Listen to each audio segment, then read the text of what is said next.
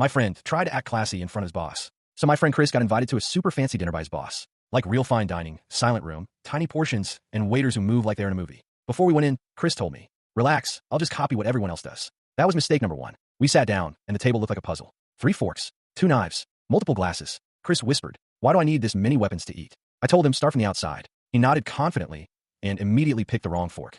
Halfway to the plate, he switched forks mid-air like nobody would notice. People noticed. Then the waiter poured water. Chris tried to take a slow, classy sip and made the loudest slurp in a completely silent room. A couple nearby turned instantly. Chris just nodded like, "Yes, that was intentional." Then the bread arrived. Everyone broke small pieces. Chris picked up the entire roll and took a huge bite like he was eating a burger. Crumbs everywhere. Now even his boss was watching him. At this point, Chris decided to play it safe and just copy others, which worked for exactly 5 minutes. Then the main course came. Trying to recover, he called the waiter and said, "Can I get some ketchup?" The waiter paused and said, "Sir, we don't serve ketchup." Chris nodded and replied, "Good, just checking." I wanted to disappear. Finally, at the end, a small bowl with water and lemon was placed on the table. Chris stared at it, then looked at me and whispered, "This one is definitely not for drinking, right?" I said, "Please don't test it." He nodded and didn't touch anything. And that's how Chris handled fine dining. By deciding the safest move was to stop participating completely.